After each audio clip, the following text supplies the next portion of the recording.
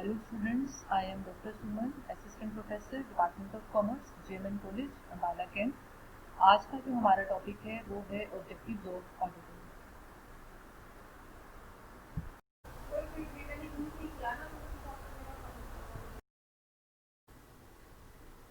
Auditing के objectives को तीन पार्ट्स में डिवाइड करेंगे हम। पहला है मेन ऑब्जेक्टिव्स, दूसरा subsidiary objectives and third one is other objectives. Main objective obtaining knowledge about the correctness, fairness and truthfulness of accounts। हम ऑडिटिंग की हेल्प से एक ऑडिटर ये देखता है कि आपने जो अकाउंट्स प्रिपेयर किए हैं, जो प्रॉफिट एंड लॉस अकाउंट बनाया है, बैलेंस शीट बनाई है, वो आपके अकाउंट्स की सही इंफॉर्मेशन आपको प्रोवाइड करे। वो आपको ये बताता है कि आपने अपने accounts according to rules regulations, accounting के जो प्रिंसिपल्स हैं, वो सारी बातें ध्यान में रखते हुए आपने अपने अकाउंट्स को प्रिपेयर किया है।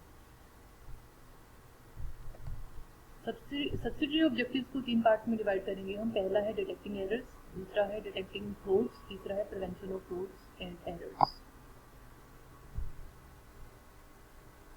मेन ऑब्जेक्टिव, सब्सिडरी ऑब्जेक्टिव्स के बाद जो तीसरा पार्ट है ऑडिटिंग के ऑब्जेक्टिव्स का, वो है अदर ऑब्जेक्टिव्स। इसको भी हम तीन पार्ट्स में डिवाइड करेंगे। फर्स्ट है maintaining moral pressure on the employees, second one is satisfying government officials and third one is legal compliance. आगे हम इन सारे ऑब्जेक्टिव्स को डिटेल में स्टडी करेंगे। जो मेन ऑब्जेक्टिव है ऑडिटिंग का, उसके बारे में करेंगे हम सबसे पहले। The main object of auditing is to gain knowledge about the correctness, fairness and truthfulness of the accounts. ये हमने इसे पहले भी किया था कि जो ऑडिटिंग का मेन ऑब्जेक्टिव है वो ये जानना है कि आपने अपने अकाउंट्स को प्रिपेयर किया है, जो वो आपने अकाउंटिंग के रूल्स रेगुलेशंस को ध्यान में रखते हुए किया है, फेयरनेस को ध्यान में रखते हुए किया है, और जो अकाउंट्स आपने प्रिपेयर किए हैं वो सही हैं और आपके अकाउंट की सही इन्फॉर्मेशन आपको प्रोवाइड करते हैं। If the audit only provides us with information as to whether the accounts reflect the truth and doesn't provide information as to whether the accounts are complete and correct in all respects, then the main objective cannot be considered as achieved। जैसे कि हमने इसके meaning में पढ़ा कि auditing का main objective यही है कि आप अपने अकाउंट्स की फेयरनेस, करेक्टनेस और ट्रूथफुलनेस के बारे में बताएं। जब तक एक ऑडिटर अपने आपके अकाउंट्स की पूरी इंफॉर्मेशन प्रोवाइड नहीं करता है, कम्प्लीटली आपके ऑडिटिंग अकाउंट्स की ऑडिटिंग नहीं करता है, करेक्टनेस के बारे में आपको नहीं बताता है, तब तक ऑडिटिंग का जो मेन ऑब्जेक्टिव है पूरा नहीं होगा। It is because of this reason that auditor should keep the aspects of truthfulness, fairness and accuracy in mind while drafting his report, as it is basically on these factors that he is required to comment in his report। एक auditor अपना auditing का काम पूरा करने के बाद अपनी एक रिपोर्ट प्रिपेयर करता है और जो भी उसने अपने ऑडिटिंग के काम के दौरान देखा है वो सारी चीज़ें ऑडिटिंग की रिपोर्ट में वो लिखता है।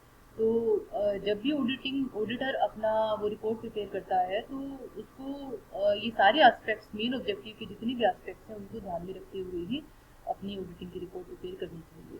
और मेन एस्पेक्ट्स क्या हैं? ये है आपके truthfulness, fairness and accuracy of accounting auditing. Students, subsidiary objectives वो ऑब्जेक्टिव होते हैं ऑडिटिंग के जो मेन ऑब्जेक्टिव को अचीव करने में आपकी हेल्प करते हैं, उनको आप सब्सिडरी ऑब्जेक्टिव होते हो। सब्सिडरी ऑब्जेक्टिव्स को आप तीन पार्ट्स में डिवाइड करोगे। Detecting of errors, second one is detection of fraud, third one is prevention of errors and frauds. Detection of errors, सबसे पहला सब्सिडरी ऑब्जेक्टिव है कि जो एरर्स हैं आपके अकाउंट्स में उनको डिटेक्ट करना। The majority of errors are committed due to negligence or lack of knowledge. However, sometimes upon greater in-depth examination, it may come to light that some errors have been committed deliberately with such intention of committing fraud। जैसे कि error के meaning से ही clear होता है कि error का meaning क्या है, कि जो आपसे गलती से हुए हैं या आपकी नॉलेज में नहीं थी वो चीज़ें, उसकी वजह से आपका अकाउंट्स में कोई गलती हुई है, उसको आप एरर्स की डेफिनेशन में इंक्लूड करोगे। लेकिन अगर कोई गलती या एरर जानबूझकर किया गया है किसी प्रॉफिट को गेन करने के लिए, अर्न करने के लिए, तो उसको आप एरर की डेफिनेशन में इंक्लूड नहीं करोगे, उसको आप इंटेंशनली फ्रॉड की डेफिनेशन में इंक्लूड करोगे। Such errors affect the truthfulness and accuracy of profit and loss account and balance sheet, which is one of the main objects of auditing। Fraud की definition में आपने इंक्लूड किया कि जो आपने डेलिबरेटली या इंटेंशनली जो एरर्स आपने की हैं, और इस तरह की जो एरर्स हैं जो आपने जानबूझ के किए हैं जो फ्रॉड की डेफिनेशन में आते हैं, वो आपके ऑडिटिंग के जो मेन ऑब्जेक्टिव है उसको अफेक्ट करते हैं। और मेन ऑब्जेक्टिव क्या है आपके ऑडिटिंग का, कि आपके प्रॉफिट एंड लॉस अकाउंट, आपकी बैलेंस शीट, आपकी प्रॉफिटेबिलिटी और फाइनेंशियल पोजीशन को सही शो कर रहे हैं नहीं कर रहे हैं, इस ऑब्जेक्टिव को वो अफेक्ट करते हैं। Types of error, there are 5 types of errors. First one is errors of omission, error of commission. Third one is compensatory errors, errors of principal, then errors of duplication. पहला जो error है वो है error of omission. नाम से clear है जैसे कि कोई ट्रांजेक्शन जो आपके रिकॉर्ड करने से रह गई है उसको आप एरर ऑफ ओमिशन कहोगे। एग्जांपल के साथ हम करेंगे, when any transaction is completely omitted from being recorded in the primary accounts, then such error is known as an error of omission. कोई भी ट्रांजेक्शन जो आप बुक्स में रिकॉर्ड करते हो, बाद में उसकी जर्नल एंट्री के बाद उसको आप लेजर में उसकी पोस्टिंग करते हो, तो अगर इनिशियल स्टेज पर ही आपने उस ट्रांजेक्शन की एंट्री नहीं की है तो उसको आप एरर ऑफ ओमिशन की डेफिनेशन में इंक्लूड करोगे। In case a businessman completely forgets to record a transaction in primary books of accounts, then the question of posting the entry doesn't arise at all. Hence, an error of omission has no effect on trial balance as the entry doesn't appear in the books of accounts. Despite the fact that the trial balance is studied, the books of accounts remain incorrect. इस तरह की errors को detect करना मुश्किल होता है, क्योंकि जब आपको पता है कि आपने जो आपका ट्रांजेक्शन है उसकी एंट्री ही नहीं की है, ना तो वो डेबिट साइड एंटर होगा ना ही उसकी एंट्री आप क्रेडिट साइड करोगे, तो उसका कोई इफेक्ट आपके ट्रायल बैलेंस या प्रॉफिटेबिलिटी के ऊपर नहीं पड़ेगा, तो उसको डिटेक्ट करना मुश्किल होगा। अगर आप इसकी चेकिंग ट्रायल बैलेंस को टैली करने के बाद करते हो तो आपके जो अकाउंट्स है वो इनकरेक्ट ही रहेंगे, क्योंकि ट्रायल बैलेंस के ऊपर इसका कोई फर्क नहीं पड़ता। एग्जाम्पल के साथ इसने बताया यहाँ पर, for example, we purchase goods worth ₹300 from Ramesh but didn't record the same in our books of account. In such a case, even though the trial balance will tally, each side of trial balance will remain on inaccuracy to the extent of ₹300। जैसे कि इसने यहाँ पर बताया है कि अगर रमेश 300 रुपये की गुड्स परचेज करता है, लेकिन आपने उसकी बुक्स ऑफ अकाउंट में इसको रिकॉर्ड नहीं किया, ना तो आपने उसको डेबिट साइड में डाला, ना ही आपने इसको रमेश के अकाउंट में आपने इसकी एंट्री की है, तो दोनों ही तरफ इसकी एंट्री नहीं हुई है, और ट्रायल बैलेंस में आप जब इसको टैली करोगे तो आपका बैलेंस इक्वल होगा, आपकी कोई रिकॉर्डिंग ट्रांजेक्शन की नहीं हुई है। The error of recording transaction in primary books of account में भी कंप्लीट ओमिशन और पार्शियल ओमिशन, ये दो तरह का हो सकता है। कंप्लीट ओमिशन भी हो सकता है, पार्शियल ओमिशन भी हो सकता है। कंप्लीट ओमिशन में ये होता है कि आपने अगर 300 रुपये की कोई ट्रांजेक्शन है, आपने कम्प्लीटली उसको एंटर नहीं किया है, और पार्शियल ओमिशन में आप इंक्लूड करोगे कि आपने या तो डेबिट साइड उसकी एंट्री की है या आपने क्रेडिट साइड एंट्री की है, एक साइड आपने उसको एंटर किया है। And error of complete omission is much harder to locate, since in such a case both debit and credit sides of the transactions are not recorded in the books of accounts. First type जो आपका error of omission है, complete omission, उसको detect करना partial omission के comparison में ज़्यादा tough होता है, क्योंकि ना तो आपने उसकी एंट्री डेबिट साइड की है, ना आपने उसकी entry credit side. Error of partial omission are easier to locate as the both sides of the trial balance don't tally in such a case. जैसे कि हमने partial omission की डेफिनेशन में इसके मीनिंग में किया था कि आपने या तो ट्रांजेक्शन की एंट्री क्रेडिट साइड की है या आपने उसकी एंट्री डेबिट साइड की है, तो एक तरफ आपने उसकी एंट्री नहीं की है, तो जब आप ट्रायल बैलेंस में उसको टैली करते हो उस ट्रांजेक्शन को, तो आपका ट्रायल बैलेंस इक्वल नहीं होगा, तो इस तरह का एरर आप इनिशियल स्टेज पर ही डिटेक्ट कर लोगे। In order to detect errors of omission, it is necessary to have a good system of internal check and also an in-depth examination by the auditor. जो आपका error of omission है, जो आपका mainly complete error of omission है, उस case में अगर आपका इंटरनल चेक सिस्टम स्ट्रॉन्ग है, इंटरनल आपका एग्जामिनेशन सिस्टम स्ट्रॉन्ग है, तब ऑडिटर आपकी इस तरह की ओमिशन की डिटेक्शन में ज़्यादा ध्यान नहीं देता, क्योंकि वो आपकी इंटरनल चेक सिस्टम के ऊपर विश्वास करेगा, और जो दूसरी तरह के ओमिशन हैं उसको डिटेक्ट करने में, पार्शियल ओमिशन को डिटेक्ट करने में अपनी एनर्जी लगाएगा। Second one is error of commission. Such errors occur when a transaction is wholly or partially recorded wrongly in the books of accounts. जो आपका error of commission है उसमें आप इंक्लूड करते हो कि आपने कोई जो अमाउंट है उस गलत अमाउंट की आपने एंट्री की है बुक्स में. These errors include wrong entries, totaling, wrong posting, errors in carrying over balances or totals from the one page to another. इसमें सिर्फ अमाउंट ही नहीं आता, ये दूसरे तरह की एरर्स भी इंक्लूड करते हो आप. इसमें एग्जांपल के साथ बताया हुआ है, जैसे कि या तो आपने टोटलिंग में मिस्टेक किया है, पोस्टिंग में आपने मिस्टेक किया है, या बैलेंसेस को कैरी फॉरवर्ड करने में आपने गलती की है, तो उसको आप एरर ऑफ ओमिशन की डेफिनेशन में इंक्लूड करोगे. ये एरर भी आपके दो तरह के होते हैं, कंप्लीट और partial. Partial errors are usually thrown by the trial balance. However, a complete error is more difficult to detect as trial balance remains tally. जैसे कि हमने एरर ऑफ कमीशन में किया था. एरर ऑफ कमीशन भी दो तरह का होता है, पार्शियल और कंप्लीट. जो पार्शियल एरर्स हैं उसको आप ट्रायल बैलेंस की हेल्प से डिटेक्ट कर सकते हो. कंप्लीट एरर को डिटेक्ट करना मुश्किल है, क्योंकि उसमें आपके ट्रायल बैलेंस के दोनों तरफ के जो बैलेंसेस हैं वो सेम होते हैं. इसमें एग्जांपल आप ले सकते हो, जैसे कि आपने टोटलिंग की बात करते हैं हम, अगर हम रॉन्ग कैरी फॉरवर्ड बैलेंसेस की हम बात करते हैं, तो अगर आपका पार्शियल एरर होगा तो उस केस में आप इसको इजीली डिटेक्ट कर सकते हो.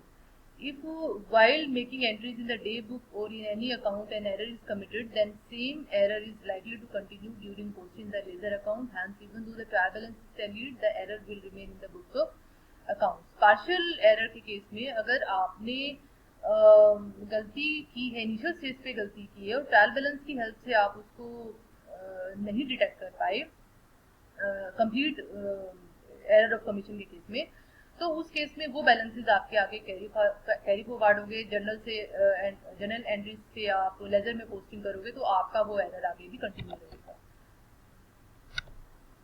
For example, if we purchase goods worth ₹5400 and we enter ₹4500 in books, then this is a ledger error. जैसे कि हमने एरर ऑफ कमीशन के मेन मीनिंग में किया था कि अगर आप रॉन्ग अमाउंट की एंट्री करते हो अकाउंट्स में, तो उसको आप एरर ऑफ कमीशन में इंक्लूड करते हो. जैसे कि अगर आपने ₹5400 की परचेज की है, लेकिन आपने बुक्स में उसकी एंट्री ₹4500 की है, तो ये आपका एक मेजर एरर ऑफ कमीशन होगा.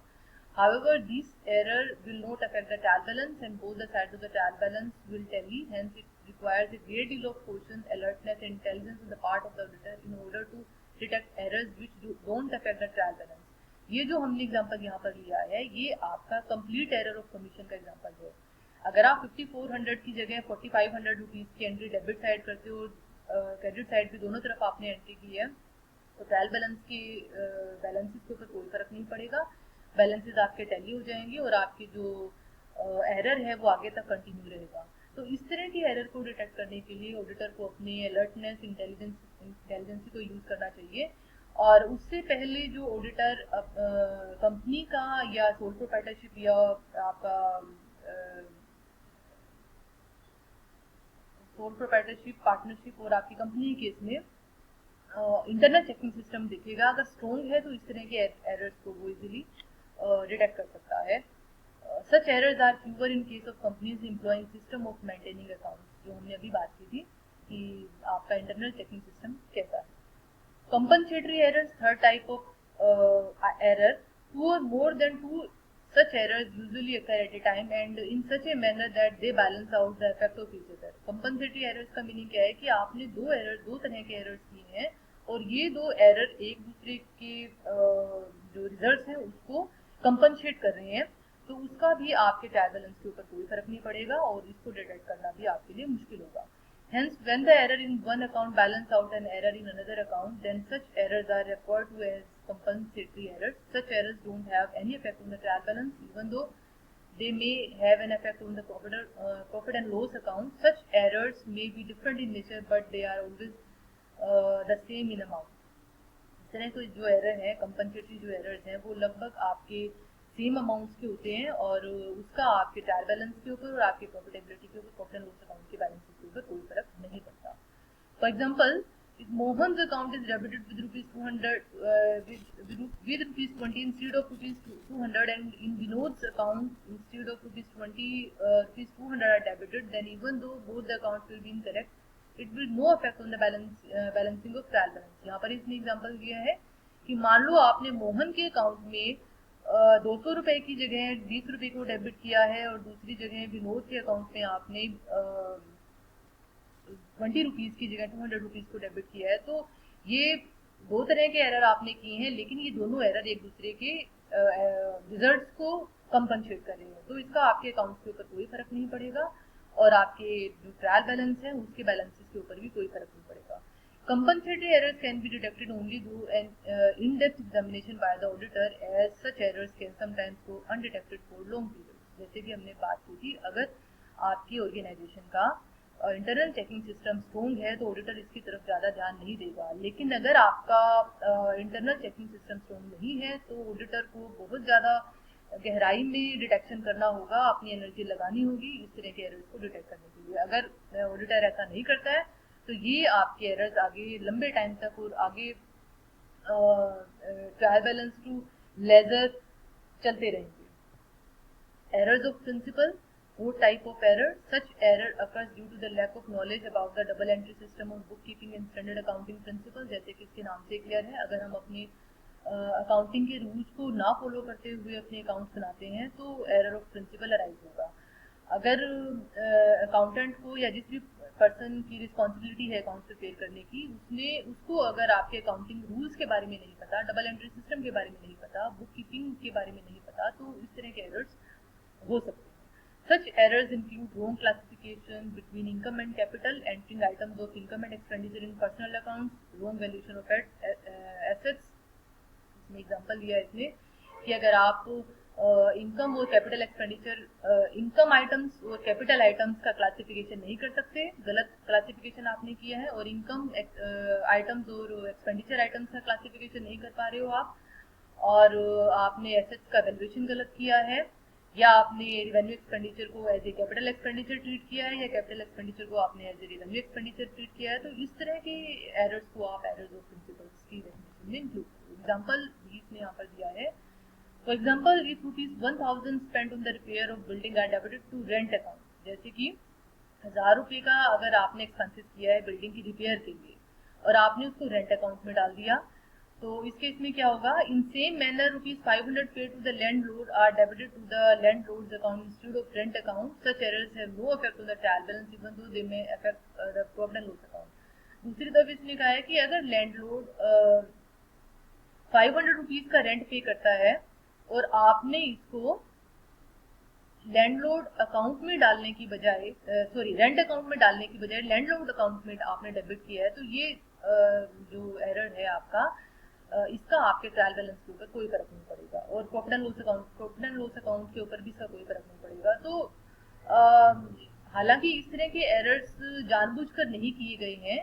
जो अकाउंटेंट है उसको नॉलेज नहीं थी रूल्स की कि आपने रिपेयर से रिलेटेड एक्सपेंसेस को रेंट अकाउंट में नहीं डालना या रेंट अकाउंट से रिलेटेड आइटम को आपने लैंडलॉर्ड अकाउंट में नहीं डालना, तभी आपके ये एरर ऑफ प्रिंसिपल आपका राइज हुआ है. इंटेंशनली नहीं किया है, मैनिपुलेशन के पर्पज से नहीं किया गया है. The nature of such errors depend upon the specific situation. इस तरह के जो एरर्स है वो पर्टिकुलर सिचुएशन के ऊपर डिपेंड करते हैं. एरर्स ऑफ डुप्लीकेशन नेक्स्ट आपका है. Such errors usually occur when the same transaction is students. Error of duplication का मीनिंग है कि जब आपने किसी ट्रांजैक्शन की एंट्री 2 बार कर दी है तो उसको आप एरर्स ऑफ डुप्लीकेशन में इंक्लूड करोगे. For example, if ₹1000 are received from Mohan and the same entry is recorded twice in the books of accounts and is also posted twice into Mohan's account, then such an error is an error of duplication. For example, अगर मोहन से आपने 1000 रुपये receive किए हैं और उसकी entry को आपने बुक्स में 2 बार एंटर कर दिया है और दूसरी तरफ मोहन के अकाउंट में भी आपने इसकी एंट्री 2 बार की है, तो आप इसको एरर ऑफ डुप्लीकेशन की मीनिंग में इंक्लूड करोगे. जब आप ट्रायल बैलेंस में देखोगे तो ये जो एरर है वो एक दूसरे को आप इस एरर को डिटेक्ट नहीं कर सकते. Such errors normally occur due to negligence. In fact, such an error is only a kind of error of commission. The auditor can detect such errors through routine checking. जो इस तरह के errors हैं वो normally lack of knowledge की वजह से हुआ है, लापरवाही की वजह से हुआ है, और इस तरह के errors को आप error of commission में के टाइप्स में इंक्लूड करोगे और एरर ऑफ डुप्लीकेशन को डिटेक्ट करने में आपको रूटीन चेकिंग मेथड जो है उसको इम्प्लीमेंट करना होगा। अब बात आती है कि जो एरर्स आपके अकाउंट्स में हुए हैं उनको डिटेक्ट आप क्या करोगे, कौन कौन से ऐसे मेथड्स हैं जिनकी हेल्प से आप इन एरर्स का डिटेक्शन कर सकते हो। Detection of errors when the total of the trial balance doesn't tally is not the job of the auditor. His job is mainly to examine the truthfulness, fairness and accuracy of the books of account. Telling the trial balance is the work of the accountant. Normally जो accountant है उसका काम होता है कि आपने errors को detect करना है, और जो ऑडिटर है उसका काम सिर्फ ये देखना होता है कि आपने, मेन ऑब्जेक्टिव यही होता है उसका कि आपने जो अकाउंट्स प्रिपेयर किए हैं वो आपके अकाउंट्स की सत्यता के बारे में बताए, आपने अपने अकाउंट सही प्रिपेयर किए हैं उसके बारे में इंफॉर्मेशन वो देता है, अपनी रिपोर्ट में लिखता है। Only if the accountant is incapable of telling the trial balance can this work be entrusted to the auditor. In such a case, the auditor works in the capacity of an accountant and is entitled to additional remuneration for doing such job. अगर accountant trial balance की telling का काम नहीं करता है तो ये काम अगर ऑडिटर को करना पड़ेगा, तो ऑडिटर अकाउंटेंट की कैपेसिटी में अपना काम करेगा, इसके लिए उसको आपको एक्स्ट्रा रेमुनरेशन पे करना होगा। कौन कौन से ऐसे मेथड्स हैं, कौन कौन से ऐसे स्टेप्स हैं जिनकी हेल्प से आप इन एरर्स का डिटेक्शन कर सकते हो, स्टेप बाय स्टेप हम पढ़ेंगे। पहला स्टेप है checking the tools of the trial balance. आपको सबसे पहले टोटल चेक करना होगा दोनों ही तरफ का ट्रायल बैलेंस का। In case the trial balance doesn't tally it may be because of an error in totalling, hence first of all we should total both sides of the trial balance very carefully. दोनों ही debit balance है trial balance का, credit balance है, दोनों की totalling आप करोगे। अगर आपके ट्रायल बैलेंस में का जो टोटल है वो मैच नहीं हो रहा है तो सबसे पहला स्टेप यही है कि आपके टोटलिंग में मिस्टेक हो सकती है, आप दोनों तरफ की जो टोटलिंग है उसकी चेकिंग आप करोगे। सेकंड स्टेप है finding the amount difference. Trial balance के डेबिट और क्रेडिट साइड की जो बैलेंसेज है टोटलिंग आपने की है उस दोनों ही बैलेंसेज में कितना डिफरेंस आ रहा है, उस डिफरेंस के अमाउंट को आप फाइंड आउट करोगे। If the total of the trial balance doesn't tally, then the first step should be to find the difference between the two sides, and that is the amount with which the debit side exceeds or falls short of the credit side and vice versa. दोनों में से एक situation हो सकती है, या तो debit side ज़्यादा होगी क्रेडिट साइड से, या क्रेडिट साइड का अमाउंट ज़्यादा होगा डेबिट साइड से। तो आपको सबसे पहले डिफरेंस फाइंड आउट करना है कि वो डिफरेंस कितने अमाउंट का है। Halving the amount of difference should be halved and it should be checked if there is any balance equal to the amount. It may be possible that an amount may have been entered on the wrong side by mistake. Even if the difference cannot be located, then the amount of difference should be divided by 9. जो आपने amount difference की amount आपने find out की है, सबसे पहले आप उस अमाउंट से रिलेटेड एंट्रीज की चेकिंग करोगे। अगर इस तरह की कोई गलती से एंट्री आपने नहीं की है, रह गई है उतने अमाउंट की, कोई ट्रांजेक्शन एंटर करना आपसे रह गया है तो उसको अब आप एंटर कर सकते हो। लेकिन अगर उतने अमाउंट की किसी एंट्री को आपने छोड़ दिया है, इस तरह का कोई सिचुएशन नहीं है, तो आपका जो नेक्स्ट स्टेप है वो ये होगा कि जो डिफरेंस की अमाउंट है उसको आप 9 से डिवाइड करोगे। If the amount is completely divisible by 9, then it means that there is an error in the transportation of digits. अगर डिफरेंस की अमाउंट 9 से कम्प्लीटली डिवाइड हो जाती है तो इसका मतलब है कि आपने डिजिट्स में मिस्टेक की है, गलती की है, जैसे कि the difference between 928 and 289 is 639, which is exactly divisible by 9. Hence, the error is in error of transportation of members. Such errors occur very frequently. तो दोनों का डिफरेंस 639 है, एग्जैक्टली ये 9 से डिवाइड हो गया है यहाँ पर। तो इसका मतलब ये है कि आपने कहीं ना कहीं 928 की जगह 289 की जो ट्रांजेक्शन है उसको आपने एंटर किया है। Checking of journal next step है। Each and every entry the journal should be checked so as to ensure that debit and credit side of each entry the journal are equal and then all entries in journal are entered in the ledger. आपको ये check करना होगा कि जो entry, जितने amount से आपने किसी ट्रांजेक्शन की एंट्री को डेबिट किया है उसी अमाउंट से आपने उसको कहीं क्रेडिट भी किया है और इक्वल अमाउंट से आपने उसको क्रेडिट किया है, और सेम अमाउंट को आपने आगे जर्नल में भी एंटर किया है।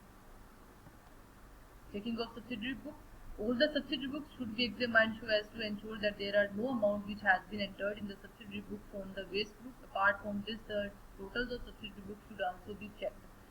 जनरल से जो हम सब्सिडरी बुक्स बनाते हैं, सारी ट्रांजेक्शन्स की एंट्री हम अलग अलग बुक्स, जैसे कि हमने रेंट अकाउंट बनाया है, कैश बुक बनाई है, डेटर्स अकाउंट बनाया है, क्रेडिटर्स अकाउंट बनाया है, रिलेटेड जो ट्रांजेक्शन्स के अमाउंट है हम सब्सिडरी अकाउंट की रिलेटेड अकाउंट्स में हम डाल देते हैं। तो आप सारे ही सब्सिडरी बुक्स के टोटल को चेक करोगे इस time. Checking of posting of subsidiary book, all the subsidiary books should be checked so as to ensure that there are no entries which are remaining to be posted. This can be ensured by checking the ledger folio column of each entry as entered, and entries which have not been posted do not contain any ledger folio in the ledger folio column. आप ये ensure करोगे कि आपने जो subsidiary books prepare की हैं उसकी कोई ना कोई एंट्री रह तो नहीं गई है। अगर रह गई है तो लेजर फोलियो से आप उसको कंफर्म करोगे। Checking the balances of ledger, the ledger should be examined so as to ensure that all the ledger balances have been included in the trial balance. It may happen that the trial balance was not telling due to non-inclusion of balances of one or more accounts. The balances should being carried forward should also be checked. Ledger जब आप बनाते हो तो उसके balances को आप आगे trial balance में have been included in the trial balance, आप इंश्योर करोगे कि लेजर के सारे बैलेंसेस को आपने ट्रायल बैलेंस में इंक्लूड किया है और ट्रायल बैलेंस की जो टोटलिंग है वो टैली हो रही है या नहीं हो रही है और सारे बैलेंसेस को आपने कैरी फॉरवर्ड किया है, ये आप इंश्योर कर सकते हैं। Checking of opening entries, while examining the primary books of accounts it should be ensure that all the opening balances brought forward in the current year are tallied with the balance sheet of the previous year, since opening entries are passed only on the basis of the financial statements of the previous year. आपको पता है कि जो हमारे current year के opening balances होते हैं वो लास्ट ईयर के क्लोजिंग बैलेंसेस होते हैं। तो जब भी आप अकाउंट पे करते हो तो प्राइमरी बुक्स की चेकिंग आप करोगे, ये इंश्योर करोगे कि लास्ट ईयर जितने भी आपके क्लोजिंग बैलेंसेस हैं आपने उनको as an opening balances current year में आपने उसको कैरी फॉरवर्ड किया है या नहीं किया है। Comparison with last years trial balance, if there is a lot of difference in the trial balance then it should be examined in the comparison with the trial balance of the previous year, and if there is a major difference in any amount in the two trial balances the same should be examined in detail. आपका trial balance के में अगर बहुत ज़्यादा difference आ रहा है, बहुत ज़्यादा अमाउंट का डिफरेंस आ रहा है तो आपके लिए एक ये भी रास्ता है कि आप अपने पिछले साल के जो ट्रायल बैलेंस है उसके साथ आप करंट ईयर के ट्रायल बैलेंस का कंपैरिजन करोगे। If any balance has been omitted from being recorded in the trial balance, the same can also be thrown up during the comparison of the two trial balances. तो इससे आपको पता लग सकता है कि आपने कोई बड़ी अमाउंट का कोई ट्रांजेक्शन रिकॉर्ड नहीं किया है, किसी बड़ी अमाउंट की बैलेंस को आपने कैरी फॉरवर्ड नहीं किया है, तो इस टाइम वो आप कर सकते हैं। ये आपका टॉपिक था।